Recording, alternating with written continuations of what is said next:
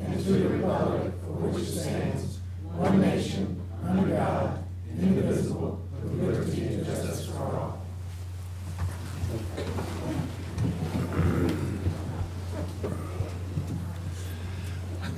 Our first item today was special recognition. Dr. Matthews. Thank you, Mr. President. Good evening, ladies and gentlemen of the board and members of the audience. Tonight we have both employees and students in attendance who are deserving of special recognition. First tonight, I'd like to call Mr. Robert Lunsford to come forward. Mr. Lunsford. In March 2012, Robert Lunsford, mechanic in our transportation department, participated in a technician's competition at Griffin Regional Education Service Agency. As a result of that competition, Robert was one of 2 technicians selected to represent the Griffin-Risa district at the Georgia Technicians Competition, which was held on June 23, 2012 at North Georgia Technical College. The competition consisted of both written and diagnostic skill examinations. Although Robert was not selected as a finalist, he was one of only 30 technicians selected to participate in this statewide event.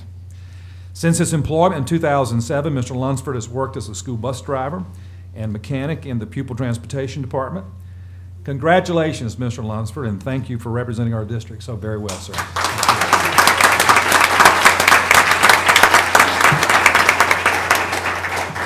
Next, I'd like to ask Mr. Corey Craver to come forward. Mr. Craver.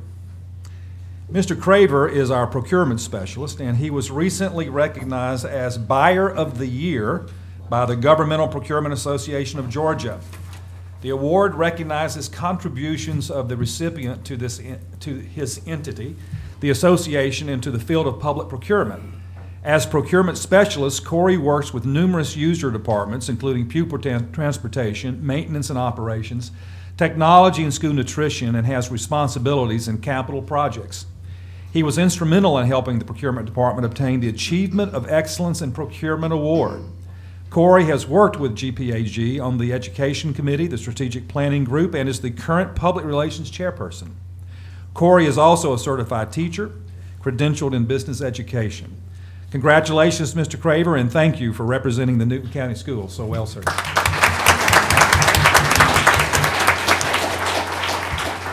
Finally, tonight, we have a group of Newton High School students we would like to publicly recognize. The recently reactivated Newton High academic team traveled to Marist High School on September 14, 2012 to compete in their first tournament, and even though the team has only been active for 2 months, they scored their very first win.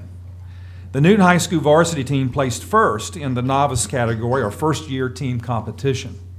The academic team competed against 35 other teams from across Georgia.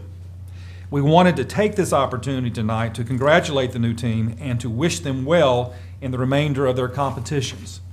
There were several who could not attend, but I will attempt to pronounce all of the names correctly tonight.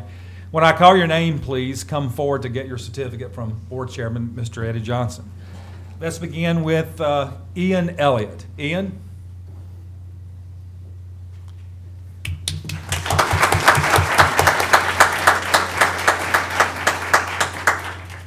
Antonio Alvarez.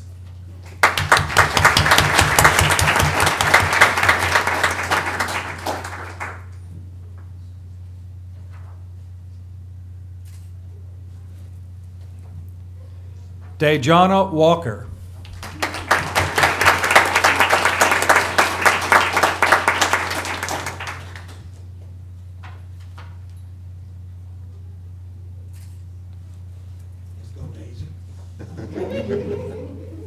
Vitali Samikian.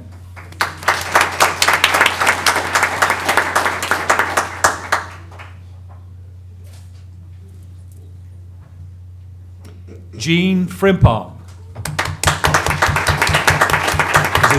Is it Jean?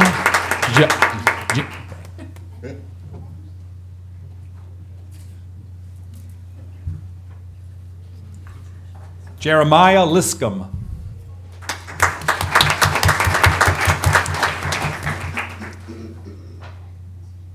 Kenesha McLeod.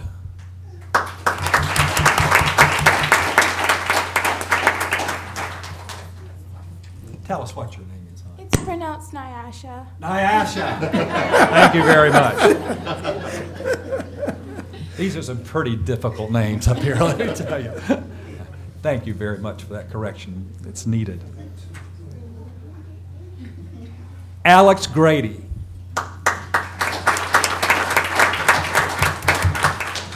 Christopher Dang. Or is it Dong? Very difficult names. Ifuma Ebublim. Not here. They're coming in now, I believe.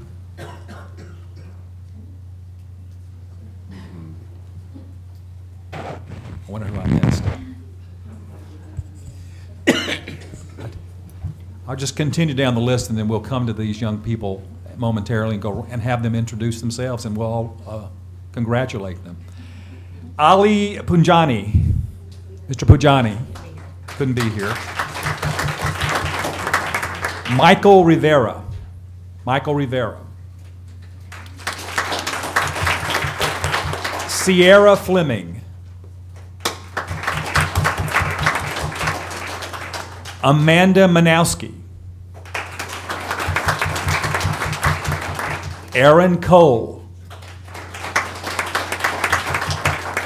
Kenquavius McCullum.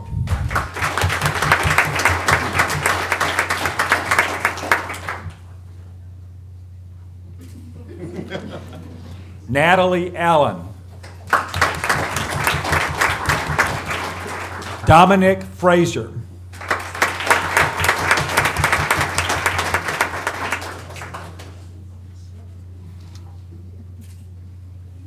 Felix Memuro.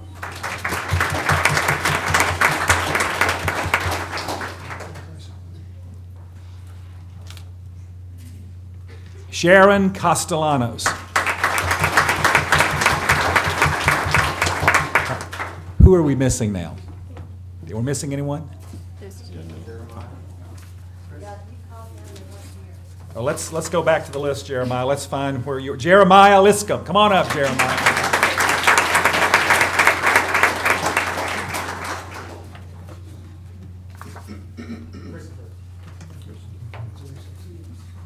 Dang or Dong? Dang. Dang. Christopher Dang.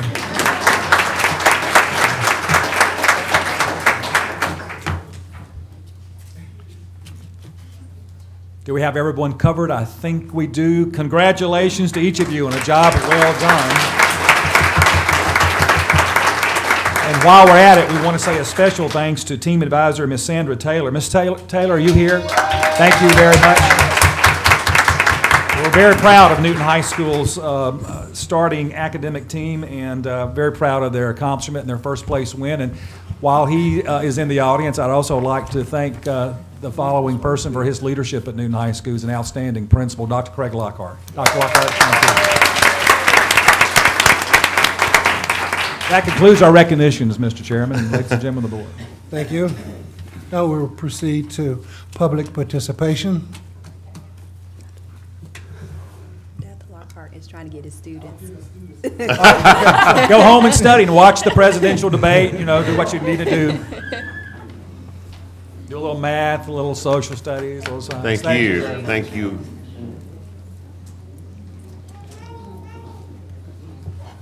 Great kids. Great kids. Craig was hearing it from ear to ear the whole time.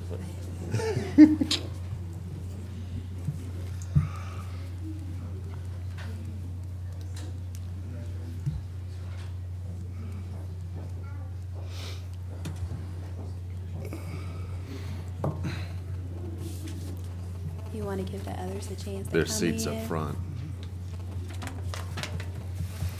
The remainder can come in, please.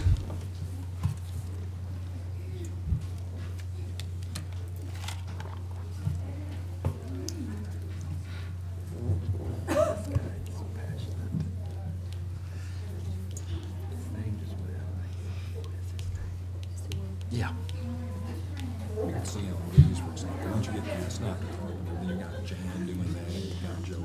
You see their names under all the names, you can see that. Okay. Okay. Okay, That's gotcha. it. Come on in, please. Take your seat. There's three right here.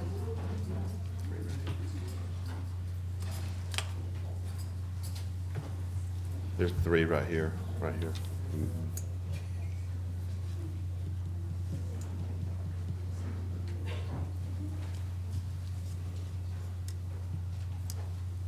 There's 2 seats over here on the side.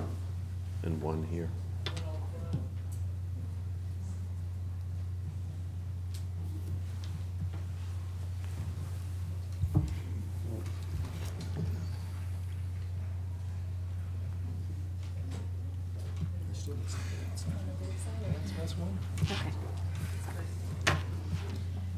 Ready? Okay, proceed, Ms. Baker.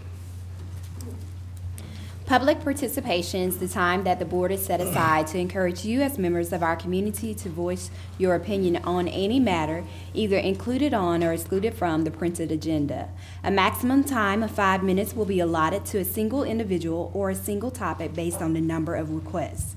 Complaints against any employee of the school system will not be heard unless the complaint has been submitted in writing to the superintendent at least 7 days prior to the board meeting. If unresolved, any personal complaints about school personnel must be put in writing for the board to review in executive session. Personal attacks against any member of the board will not be tolerated. Once the time for public participation has passed, discussion of topics will be restricted to board members only.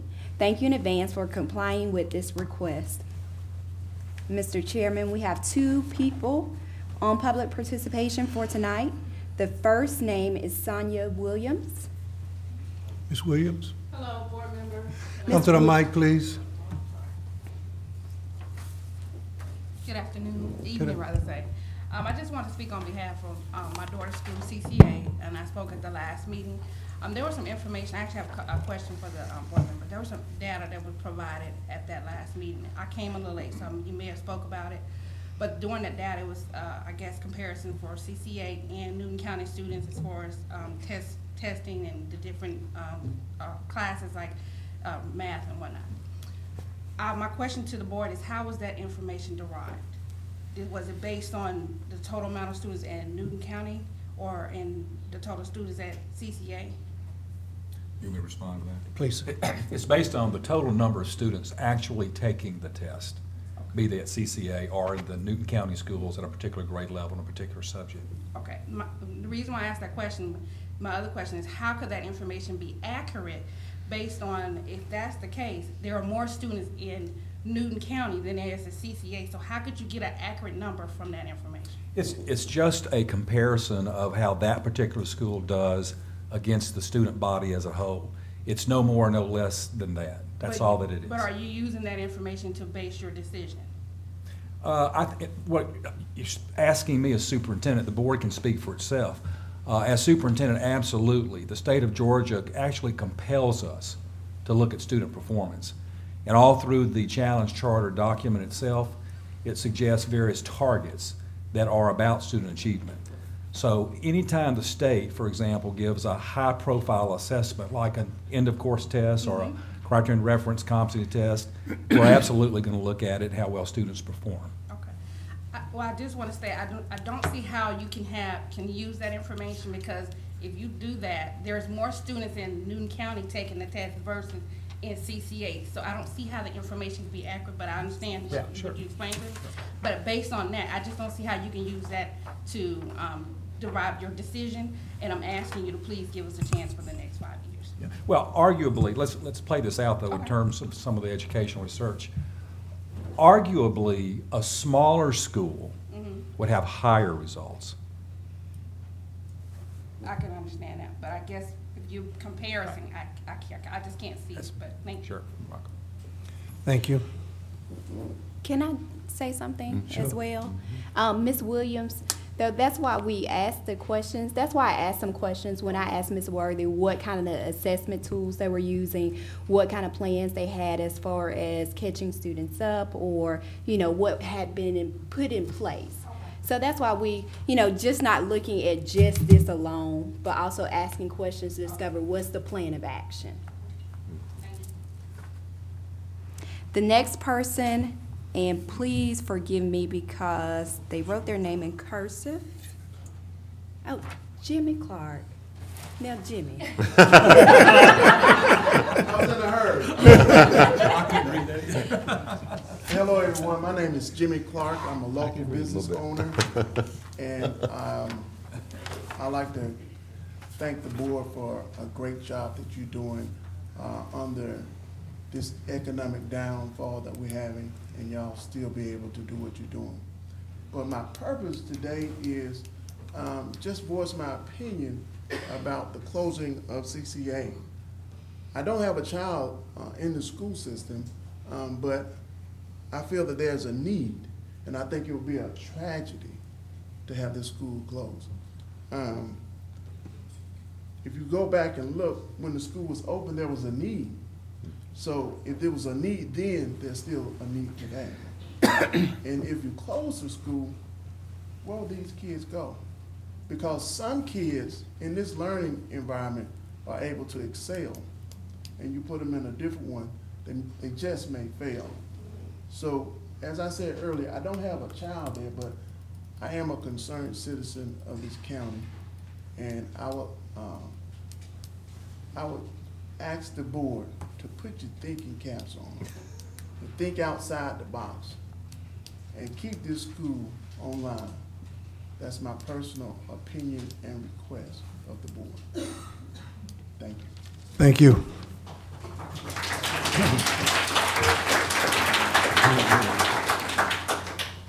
The next item on our agenda is we need an approval for the minutes. Can I have a motion and a second? So moved. Second. We have a motion and properly second. All in favor? Aye. Aye. Pose the same sign. Motion carries. Now we have the superintendent's report. We're going to call up Dr. Carpenter. Yes, sir, Mr. Chairman. We have nothing to add to our financial report from last week. However, we would like to add to our operations report. We have two presentations tonight, and I can promise you that both combined aren't as long as the one from Newton High last week. So if that helps you, we'll go ahead and get started. But we'll begin with our energy management update. We've been having some conversation for the last year about what we're doing to manage energy in our schools.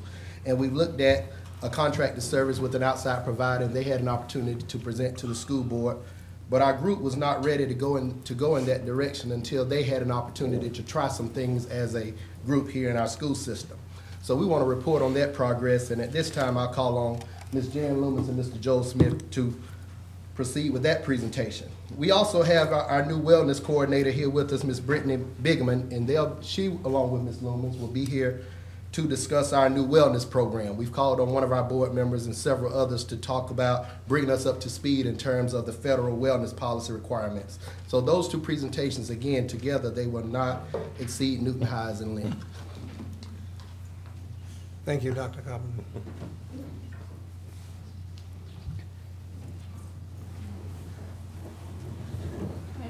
We'll talk about our energy management update tonight, and as Dr. Carpenter said, we want to let y'all know all of the activities that we have implemented so far, and then the ones that we plan to implement in the future. So we're going to start with the ones that we've done initially, and I would like to recognize Joel Smith and Connie Daniels, our maintenance and operations secretary. The two of them have done the majority of the work toward energy conservation so far, and they've done a great job for us.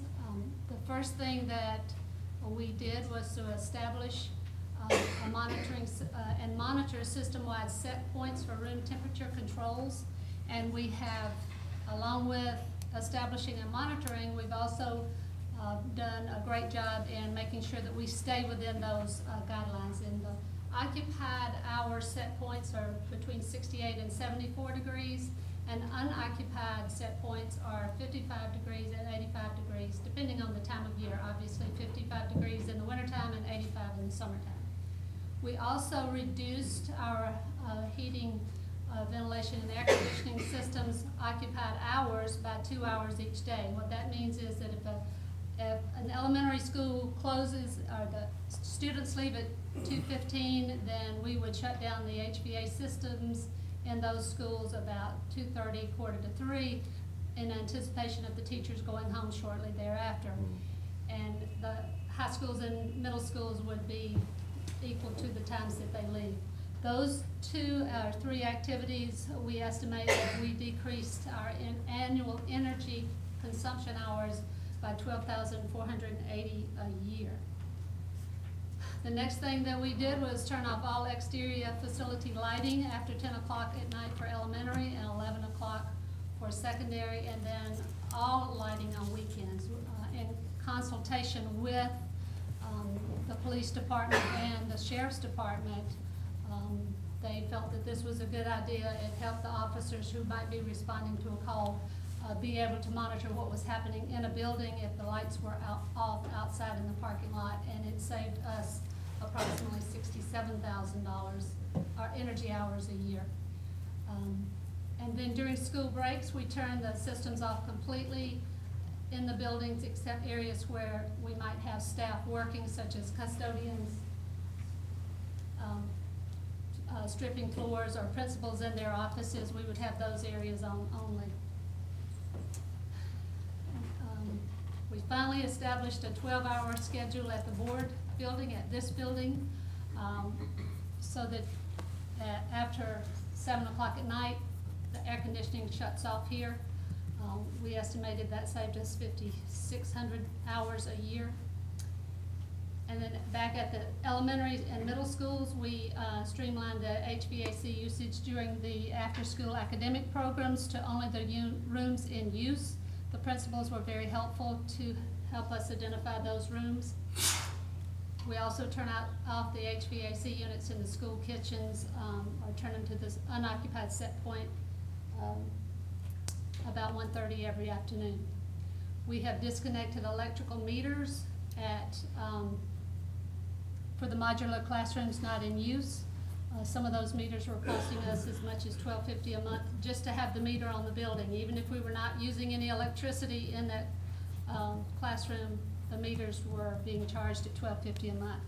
Just for the trailers that we've sold, we saved $9,000 a year by turning those meters off. Obviously, we didn't need those anymore, but we've also managed the HVAC units in those modular units where we are using them for storage, so that they can't turn those units on and run them without our assistance. The technology department, I want to give them some kudos. They shut down the computers every night at 8 o'clock for any computer that's left on after a teacher or a computer lab closes. There's a software program that they go through and shut those computers down, and that's saved. We don't have a way to quantify how much that's saved, but it has saved us a significant amount of money. This one's going to be a little more difficult for me to explain, but working with Snapping Shoals, they notify Joel numerous times during the summer that they may be measuring peak loads on a certain day at a certain time. And by telling us that, it gives us permission to shut down all of the HVAC units in the schools for that time period, so we're using minimal electricity, and that's how they set the rate that they charge us per kilowatt hour. And so you can see the significance of this.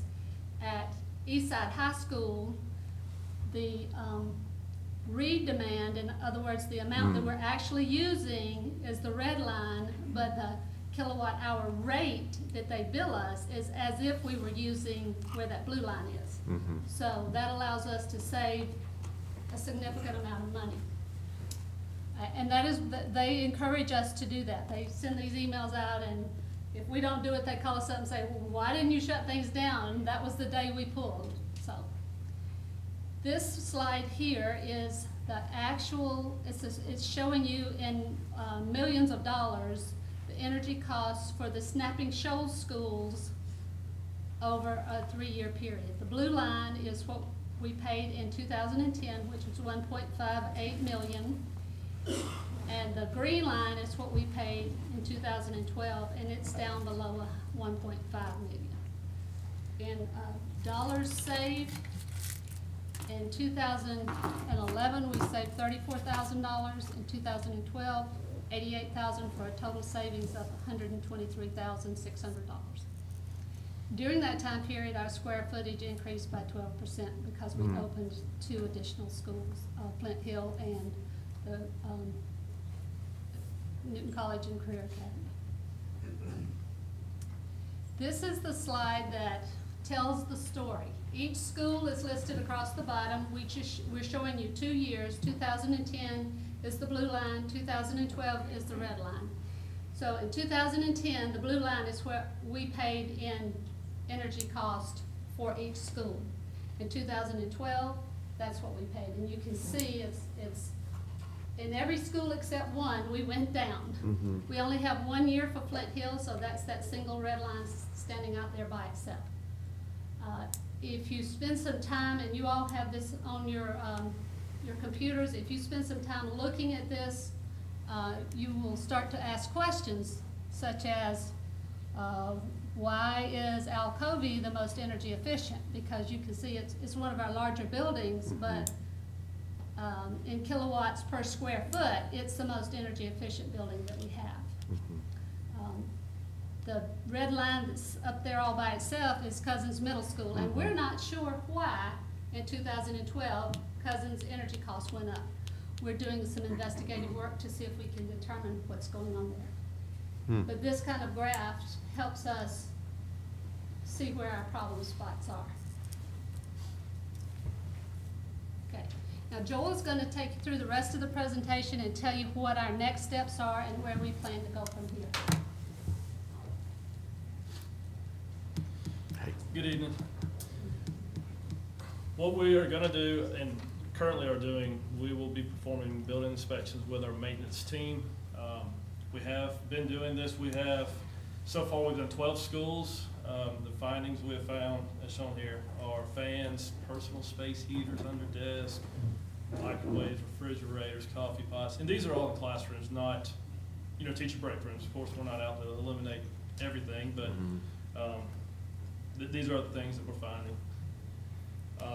Snap and Shoals, they came to us last year asking if they could assist performing an energy audit. This is a new thing they will be offering. They asked us which school. We chose Eastside. Well, they asked us which high school. We chose Eastside based on the fact that, well, obviously Newton High, will be shut down this year, and Alcovey being the newest is the most energy efficient. The things that they have found and have suggested to us are shown here. We can make purchases following Energy Star guidelines, change all the lighting in the gym from the metal halide fixtures to energy efficient T5, which consumes 75% less electricity than the ones currently there. Replace all of the incandescent lighting. Auditorium mainly is where this is at, with the compact fluorescents, which I'm sure you're all familiar with now. Change fluorescent lighting from T12 to T8. We have done this throughout the county. Eastside is the last school that we have left to do. Convert all of the emergency exit signs from incandescent 40-watt bulbs to the new LED, which only burn 2 watts. Vending machines. This is one that they suggested that actually surprised me on how much we can save there. Request for Energy Star vending machines for future placement. Place the energy miser controls on existing vending machines to turn them off during unoccupied hours and delamp the existing vending machines. This concludes our presentation. If there's any questions that anyone has, we can answer them. Thank you very much.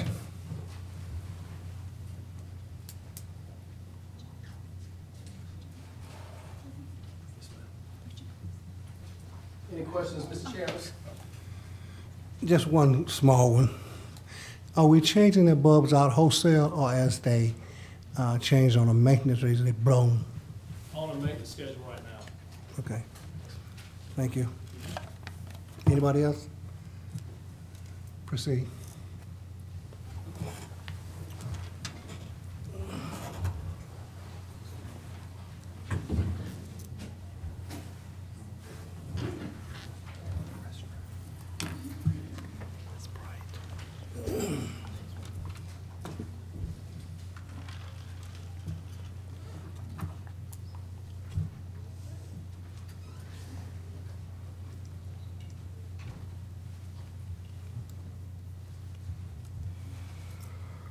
again, to get us up to speed on our federal requirements as they relate to wellness, we've solicited the input and the help of Miss Brittany Bingaman. And she comes to us with a lot of experience in the area, and also, we in the month of August?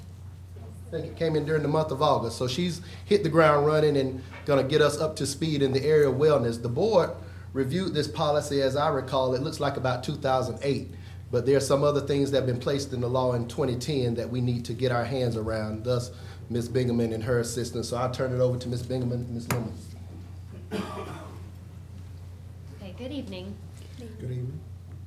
This first slide here is just basically some background information about the obesity situation with adolescents in the country and specifically in Georgia. As we know, the rates of child and adolescent obesity are rising, and this data is 2011 data from the Georgia Department of Public Health 2011 data summary. This comes from the Youth Risk Behavior Surveillance System data, which found that on average 15% of Georgia high school students are obese, and that means that they have a body mass index that puts them in the 95th percentile or greater for someone of their gender and age. And also on average 16% of adolescents are overweight, which means they're between the 85th and the 95th percentile for body mass index for gender and age. And as the chart shows that there are actually some differences according to gender and ethnicity between individuals among this age group. You can see that for females and males within the same age range, males have higher obesity rates than females on average in the state of Georgia, and also by ethnicity, non-Hispanic blacks have higher obesity and overweight rates than the same students of white ethnicity. So the Georgia Department of Public Health lists some factors that are contributing to these trends, and these include decreased amounts of physical activity, increased amounts of sedentary activities such as watching TV and playing video games, and unhealthy dietary choices like eating less than the recommended number of fruits and vegetables. And data that they also gathered showed that less than half of high school students engaged in the recommended amounts of physical activities, which according to the CDC is 60 minutes per day, 5 days per week. And at the same time, nearly 80% of the students failed to eat the recommended number of servings of fruits and vegetables, which is 5 a day. So this can be a problem, as we know, because increasing rates of obesity lead to increasing rates of chronic diseases such as heart disease and diabetes. So what can we do about it? The Georgia Department of Public Health maintains that the school communities are in a prime place to implement programs and strategies to encourage healthy eating and promote physical activity among students. And Congress recognizes this as well, and that's why they acknowledge the role that schools have in promoting health and wellness for children. And the federal legislation has set requirements since 2004 for a local wellness policy for all school systems. And then in 2010, the policy was revised to include a few more requirements. And they provide a rationale for their decisions based on the data that, like we just saw, and the fact that students spend the majority of their day at school, eat the majority of their meals at school, and have opportunities to learn about healthy eating and engage in physical activity. And also, another very important note is the link that shown in research between healthy eating, physical activity, and the improvement in academic achievement and behavior in the classroom. So the local wellness policy requirements, this is a summary, and this combines the 2004 and 2010 regulations. And basically, the first thing is to form a district-wide wellness committee, and that includes the following members that are listed on the slide: parents, students, school nutrition personnel, school board members, school administrators, community members, school health professionals, and physical education teachers. And then the development of a local wellness policy and the goals, the minimum standards for goals are listed on the slide as well, which include nutrition education, physical activity, nutrition standards for all foods served during the school day, not just within the school lunch program, nutrition promotions, and other wellness activities. And then stakeholders are also required to be involved in this process, from developing the wellness policy to implementing the policy, measuring progress, and revising the policy. And then there's Also a requirement for ongoing public notification to stakeholders regarding all of the things I just mentioned and the progress towards the wellness goals, alignment of the wellness policy with guidance policies, and the degree to which the local schools are completing the activities outlined in the policy. This slide is just a visual overview of what I just mentioned. This is the stakeholders that are required to be on the local wellness committee, and this includes both the 2004 and the school health professionals and PE teachers were added with the 2010 federal legislation requirements. And now Ms. Lumens is going to review the proposed members for the Newton County Wellness Committee.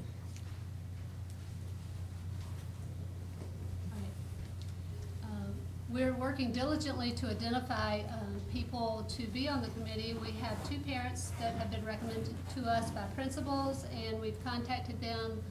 One we think is going to commit. We're not sure about the second one. We're currently looking for 2 students, 2 high school students. We've contacted the Key Club sponsors and are waiting for them to give us some names back. Of course, the local school food authority, we have 3 members there, myself, Donna Vella, who is our school nutrition coordinator, and she's here with us tonight also. She writes the menus, so she's a very important part of this wellness plan. And of course, Ms. Bingaman.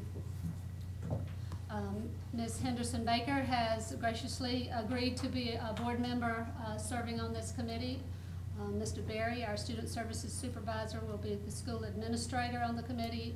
We have Ms. Luli Hay-Cap as the executive director of the YMCA, and Michelle Bryant Johnson, the marketing director of the Arts Association, have both excitedly agreed to be on the committee, and we're looking forward to working with them. They will be our community members. We have 3 PE teachers, 1 at each level. Stephen Joyce from the theme school represents elementary schools. Julia Sheets at Indian Creek is representing middle schools, and Coach Dee Dee Davis from Alcovey High will be our high school teacher. We are currently searching diligently for a healthcare science teacher to be on the committee, and then Dr. Garber has volunteered graciously to be on the committee to help us with any grants that we might be applying for. So where do we go from here? Tonight we're presenting to you our proposed board members and our proposed plan for pulling this wellness policy committee and policy together. We plan to hold our initial wellness committee meeting in November. Then through November through April, we'll meet once a month to work on all of our goals and to develop the policy. We hope to be back in front of you in May of 2013 to present the draft policy for your approval. And then ongoing, we will provide regular updates to all of the stakeholders. Our implementation timeline is here.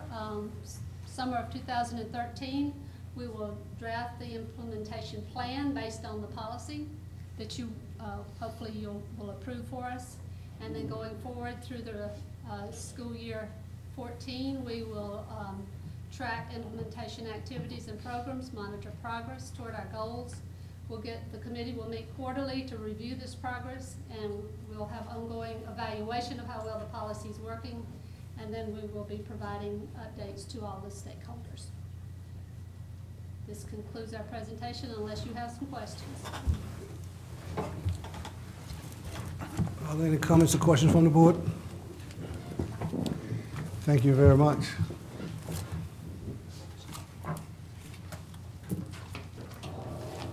Without questions, Mr. Chairman, this concludes our addition to the operations report. Thank you, sir. Now we will go to curriculum and instruction. Ms. Fury. Mr. Chairman, Ms. Fury is not here tonight. She's ill, but Executive Director Lee Peck's here. Mr. Peck, please. I have nothing to add this evening. Have nothing to add? Thank you, sir. Enrollment report. Same thing, nothing to Okay, add. okay. I need a motion to accept the superintendent's report in a second. So move. Second. I have a motion and a second. All in favor? Aye. Motion carries. Our next item is old business. Item A, Dr. Matthews? Mr. Chairman and board members, we're seeking a vote tonight on the revision of policies A through C per our current work with GSBA. Any questions on this item? If none, I need a motion and a second to adopt. So moved. Second. I have a motion and a second. All in favor? Aye. Opposed, the same sign. Motion carries. Item B, Dr. Carpenter. Yes, sir, Mr. Chairman. Policies D through F have sat on the table for the required period of time. There has not been any public comment, and we'll ask that the board approve our policies as outlined last month. Thank you, sir. I need a motion to adopt item B. So moved. Second, please. Second. There's been motion moved and properly second. All in favor? Aye. Opposed, the same sign. Motion carries. We'll go to item in new business, A through F. Dr. Carpenter. Yes, sir.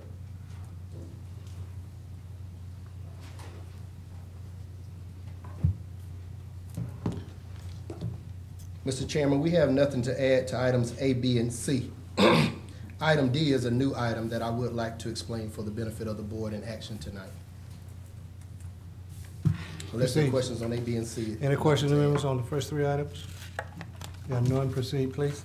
Okay, in looking at item D, the superintendent recommends that the Newton County School System Dental Optical Hearing Plan be modified by permitting that each participating employee elect to cease participation in the plan during open enrollment for the year 13. Any employee who ceases to participate in the plan shall not be permitted to re-enter the plan without an eligible change in life status. The effective date of the change would be with all open enrollment items January 1, 2013. The superintendent recommends that the dental optical hearing plan be revised as adopted. Just for a matter of background, in the area of dental optical and hearing, we self-insure as a school system, meaning that the premium is paid or also the payouts for those individuals who receive the 50% reimbursement in our dental optical hearing plan. Well, because all of our other state insurance has gone up this year, we've had several requests from employees who are saying, I know I'm not supposed to be able to get out of this, but can I get out for one time and I won't come back in unless I have a qualifying event? Well, why do you want to get out? It's because the cost of other state insurances are going up. So we looked at our reserves in that account because it's self-insured, and we feel comfortable that we can give these employees one opportunity to opt out and still be able to fund those individuals who remain in the plan. Okay, are there any questions? What's been presented from the board members? No comments? You want this approved tonight? Is that what I get? Yes, sir. Okay. And item E, that's your surplus items. There's nothing to add there, Mr. Chairman. Okay. If without any objections, I'll include item D and E with a motion to accept as recommended. I have a motion and a second, please. I move that we approve items D and E. Can I get a second? Second. Motion and approved in a second. All in favor of D and E, let it be known by the word aye. Opposed, Aye. same sign. Motion's carry. A through C, Mr. Chairman. I don't think A through C was approved. I'm sorry, okay. Can I get a motion to approve items A, B, and C? So moved. Can I get a second, please? Second. We have a second. All in favor of approving item A, B, and C, by the word aye, please. Aye. Motion carries. Now, item F. Dr. Carpenter. Yes, item F will remain on the table for a period of 1 month. Thank you, sir. G. Dr. West. Dr. West is not here, I don't believe, but Executive Director Peck, is there anything to add to this item, Lee? No, So it's before you as was presented earlier. That has to be approved tonight, right? Yes. Can I get a motion to approve item G and a Second. second? Second. Motion has been accepted, a second. Approval by the, let it be known by the word aye. Aye. Motion carries. Item H. Dr. Matthews. Thank you, Mr. Chairman. Item H is the renewal of the Challenge Charter Academy contract. As the board knows previously from my email, I'm recommending a 3-year extension of the contract to expire June 30th, 2016. And by the way, while we are at it, I want to say thank you to the students who are here. That means a lot to me. Mm-hmm.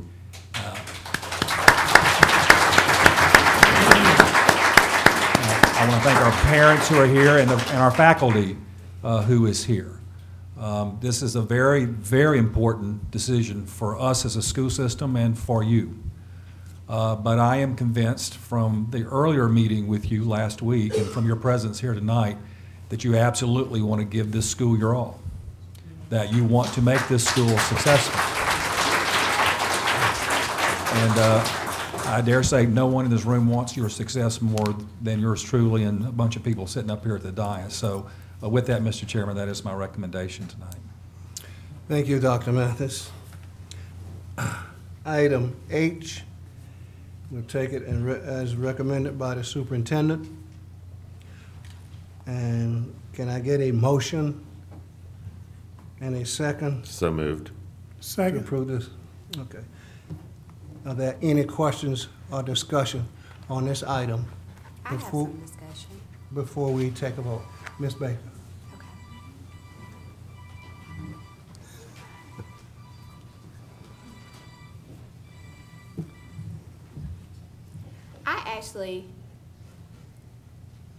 I don't see, oh, there you are. I didn't see you back there. I had some discussion with Ms. Worthy the day after they did the presentation. I went to the school the day before, and then I went the day after the presentation. But I had some discussion with her where I thanked her for answering the questions that I asked so eloquently. And I really appreciate it. And the discussion that I had with her was that just looking at this, and Ms. Williams, you talked about the data earlier, and that's why I said that's why we ask questions. Just looking at data, just looking at the package by itself, I will say that I was not convinced. Right, and see, that's why I had those questions, because Yeah. outside the game. And that's why I asked the questions that I asked that day of the presentation. And like I told Ms. Worthy, I'm sorry that I asked so many. Sorry that I asked so many. But it really helped me in my decision-making process, and it painted a whole entire picture for me.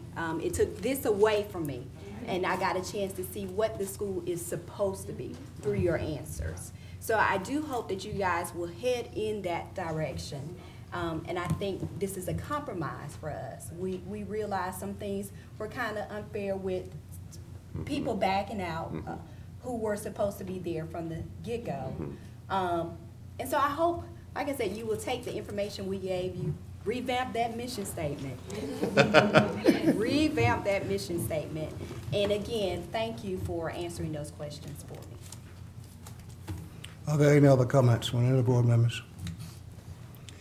If not, I need a motion and a second. So moved. Do I have a second? I'm sorry. I just did it twice. I I moved it twice. It's important. Well, all in favor of of accepting the superintendent's recommendation, Aye. let it be known by the word aye. Aye. Pose the same sign. Recommendation approved.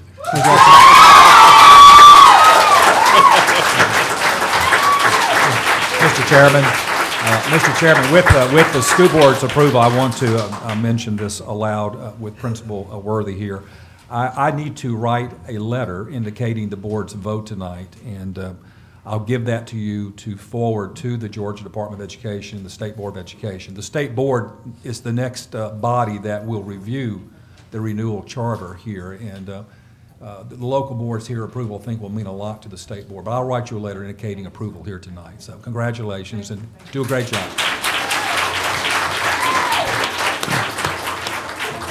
If you would like, I can give you a minute or so to exit if you wish. We still have a few items to continue on. Go do homework. Watch the debate. Give them time to get out of the parking lot.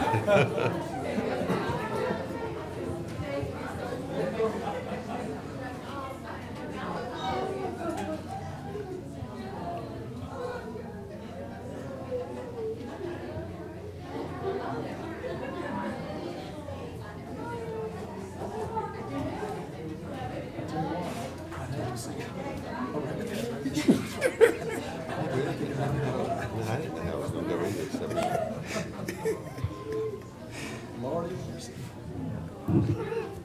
Reminds me of budget hearings. Escort me out of the sheriff's office. I know, but get some in the cars and go. So I guess we can continue now. We have remaining item I. Dr. Matthews. Thank you, Mr. Chairman. I recommend approval of the items presented in tonight's executive session. Thank you. Need a motion and second. So moved. Second. We have a motion and second. All in favor? Aye. Opposed, the same sign. Motion carries. Are there any other matters of interest that any of the board members would like to discuss? I just want to thank our principals for all the hard work they do in recognition of the email that Dr. Matthews sent us that October is National Principals Month. And then I also think, you know what, they get a double whammy, huh? National Principals Month and Boss Day today. So just want to thank them for their hard work and dedication. Thank you. If no other comments, I'll entertain a motion to adjourn. So moved. Second. All in favor? Meeting adjourned. Thank you, Mr.